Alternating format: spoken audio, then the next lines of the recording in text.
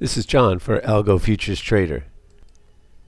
In today's video, I want to take a look at another filter that we can use that's a market structure based filter to filter out a lot of the trades on our opening morning breakout, or at least that can help you or be a guide. So notice this was Thursday's opening morning breakout, and we had a few breakouts here to the downside before things kind of consolidated and then broke to the upside.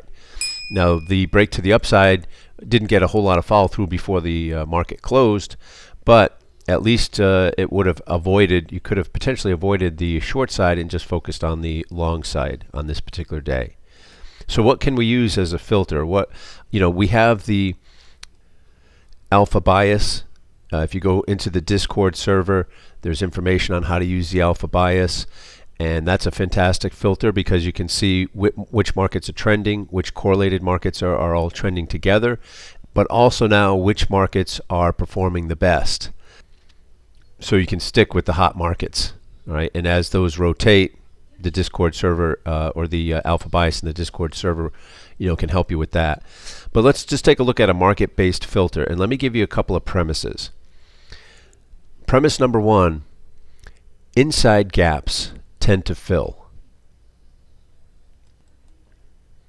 Premise number two: outside gaps, if they cannot be filled in that first half hour or so of trading, the tendency is the market will trend in the direction of the gap, sometimes for the rest of the morning and sometimes for the rest of the day. Now, how can we apply that and how can we use that to our benefit? Well, let's take a look at this particular day, which was Thursday last week. And let's take a look at a 3-minute chart so we can see, what the gap in the morning looked like. And I'm going to use the CME US Index Futures regular trading hours session. So here is Thursday's trading action. And what I want you to notice is this was the prior day's close. So this was the close on Wednesday. Notice what happened on Thursday morning when the market opened at 9:30 Eastern. It opened down here, which was below the Wednesday close. So it's what we call a gap down. Now, if we look at where the low for the prior day was, so here's the prior day's low where this black line is. So what we say is the market, yes, it gapped down from the previous day's close, but it gapped down still inside the prior day's range. Okay, so this was actually, I think, the previous day's high as well, near the close here.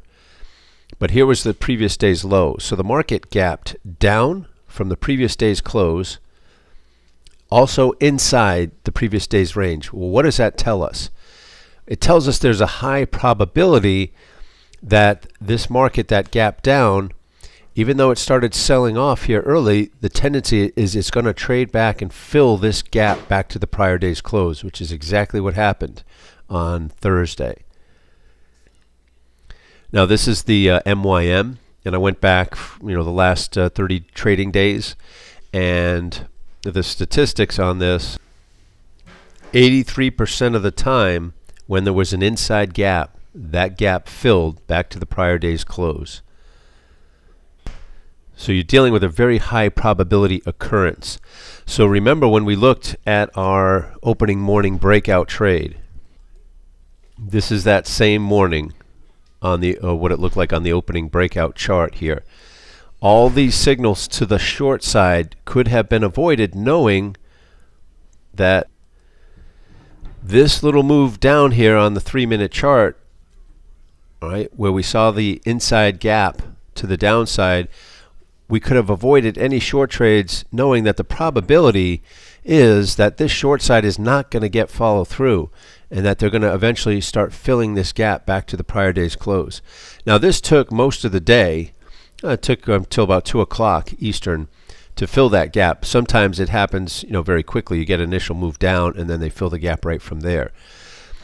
Right, but this is another filter that you can use that you could have avoided, a number of short trades, a number of attempts to the downside, knowing that chances are it's probably not going to get a lot of movement to the downside. And in fact, what's going to happen is on an inside gap, in the last 30 days here, the probability is about better than 80% of the time they're going to fill that gap. So that's one way, right? But remember the other premise. The other premise is that outside gaps, if they can't fill them in the first 30 minutes or so, the tendency is the market will trend in that same direction, which is the direction of the gap. Okay, here is an example of an outside gap. This was from the 21st. Now on an outside gap, notice we have a gap up here. So here's the prior day's close right here. Here is the open right here on the next day. All right, so we opened higher than where we closed the prior day. And you see this empty space here is the gap. But look where the gap occurred. This gap occurred completely above. This is the previous day's high, this blue line. So it opened outside the prior day's range. So this is what we call an outside gap up in this case. And what I'm looking for is in that first 3 minutes of trading, this first 3 minute candle, I want to see trade from low to high and everywhere in between here. None of this can fall inside the prior day's range. So this wick here, we don't want to see a wick or a tail or anything inside the prior day's range. Because what that's telling me, if this 3 minute candle trades completely above the prior day's high on this outside gap up, that's telling us there's a lot of buying pressure in the market. Okay, they're not even allowing this thing to come back and trade inside the prior day's range. And two things typically happen. The first is if you get a break of that first 3 minute candle's high, the tendency is this market's going to run twice the length of this initial 3 minute candle. So if we measure this candle from low to high here, right?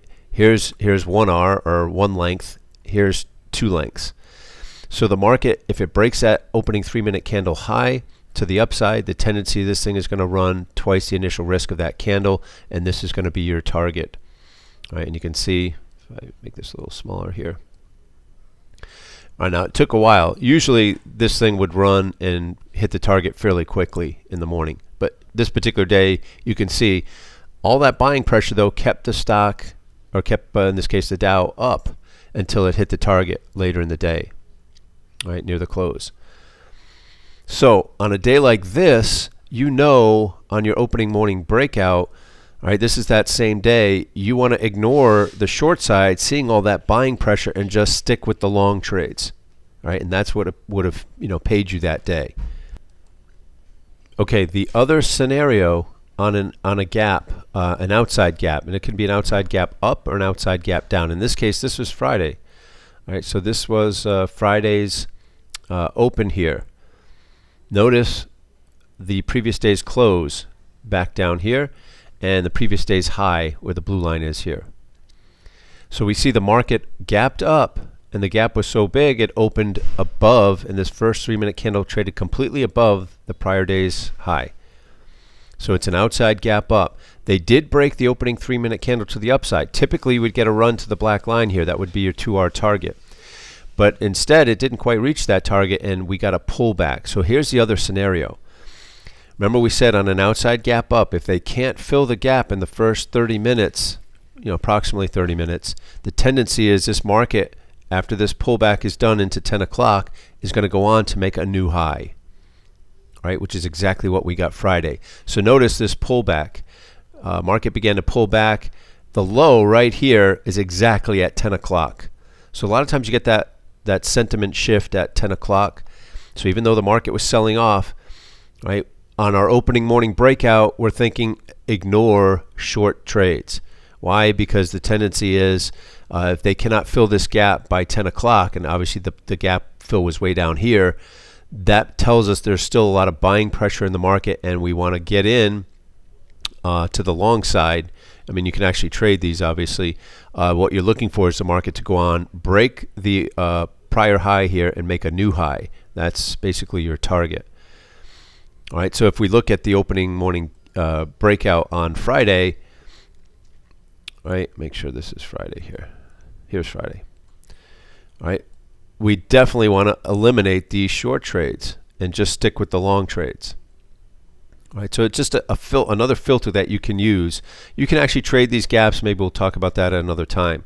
But if you can just use them as some context to say, you know what, in fact, these outside gaps going back the last 30 days, 77% of them followed through to the upside at least twice the initial risk off that opening 3-minute candle. All right, so it's a powerful, confirmation that you can use when you're trading your opening morning breakouts. All right, hope that's helpful, and we'll take a look at some more stuff next week.